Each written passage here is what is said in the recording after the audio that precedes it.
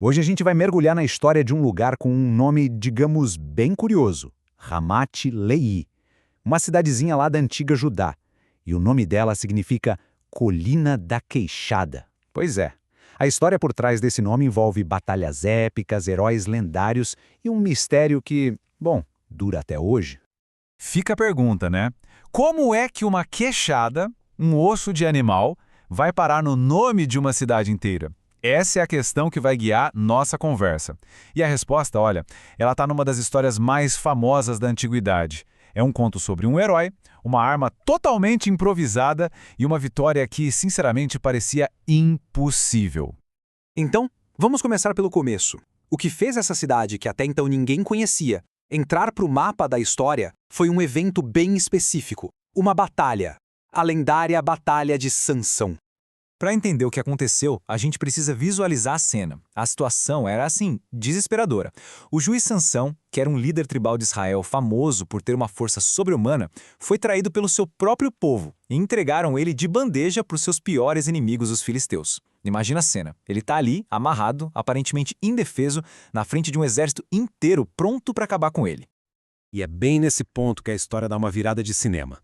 O relato diz que o Espírito do Senhor veio sobre Sansão. E aí, ele simplesmente arrebenta as cordas que o prendiam como se fossem linha queimada.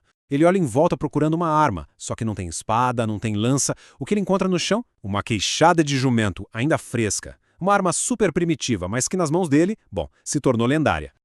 E com essa queixada, com esse osso, Sansão derrotou 1000 soldados filisteus. 1000! Vamos parar para pensar nesse número. 1000 homens. É uma coisa impressionante. Esse feito não só o transformou numa lenda, como também marcou para sempre o nome daquele lugar. Ok, agora a gente junta as peças do quebra-cabeça. Essa batalha inacreditável é o que vai dar o nome para a cidade. Ela se tornou uma espécie de memorial vivo daquele dia. E aqui está, finalmente, a resposta para a nossa pergunta lá do início. O nome Ramat Lehi vem do hebraico e se traduz literalmente como Colina da Queixada. O lugar foi batizado em homenagem a esse evento. A ideia era que toda vez que alguém falasse o nome da cidade, todo mundo lembrasse da incrível vitória de Sansão. Mas olha, a história de Lei não para por aí, não. Não se resume a uma única batalha. A verdade é que a localização da cidade era tão estratégica que ela virou um palco constante de disputas por território. É que ela ficava numa região chamada Cefelá, que era tipo uma fronteira natural entre as terras de Judá e o território dos filisteus. Então Lehi era um prêmio, sabe? Quem controlava aquela cidade controlava uma rota super importante, tanto para o comércio quanto para exércitos. Era um ponto de tensão que não acabava nunca. A história de Lei atravessa séculos. Ela foi fundada lá no tempo dos juízes pela tribo de Judá. A fama veio com a vitória do Sansão, claro, mas não parou aí. Tempos depois, já no reinado do rei Davi, foi de novo o cenário de um confronto heróico defendida por um dos valentes de Davi, um homem chamado Samá. Só que, como aconteceu com muitas cidades da região, ela não resistiu ao poder dos grandes impérios. Lei acabou caindo para o exército assírio e séculos depois foi abandonada durante o exílio babilônico, desaparecendo lentamente dos mapas e da memória. E aqui que a gente chega no mistério dos dias de hoje. Porque a gente conhece as histórias, os relatos, mas onde exatamente ficava essa cidade? A localização física dela se perdeu no tempo. Então, para tentar achar Lehi, os arqueólogos olham para o terreno, para a geografia. A tal da Cefelá é uma região de colinas baixinhas, vales bem férteis, um lugar perfeito para se construir cidades na antiguidade. O problema, justamente por ser um lugar tão bom, está cheio de ruínas antigas, o que torna a busca, na verdade, bem mais difícil. E a terra era boa mesmo. Dava cevada, azeitona, uva, tudo que sustentava a vida naquela época. Então, qualquer ruína que os arqueólogos encontrem num lugar com essas características pode ser, em teoria, a antiga Lehi. Vira mais uma peça no quebra-cabeça. O fato é que, apesar de todas as pistas, hoje ninguém consegue cravar no mapa e dizer com 100% de certeza era aqui que ficava Ramat Lehi. Existe um lugar que é um forte candidato chamado Wadi al-Sarar, mas ainda falta a prova arqueológica definitiva. Então, o mistério continua no ar.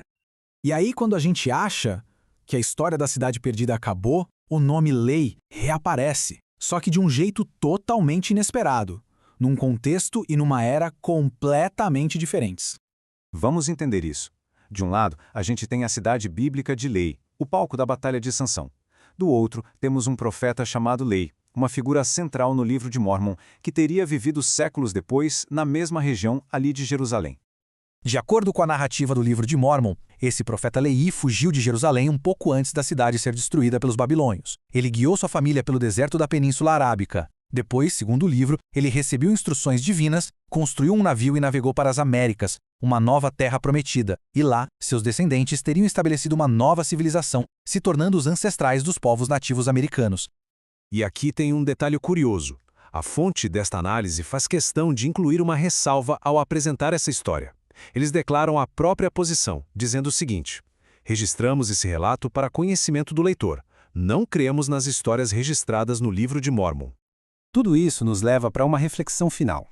A cidade de Ramath-Lehi, a cidade física, de pedra e poeira, pode até estar perdida, mas o nome dela, a Colina da Queixada, sobreviveu. Ele ecoou através dos séculos, mostrando como as histórias podem ser muito mais duradouras que as pedras. Elas inspiram novas narrativas, se tornam parte de legados completamente diferentes. É a prova de que, às vezes, a memória de um lugar é mais poderosa do que o próprio lugar.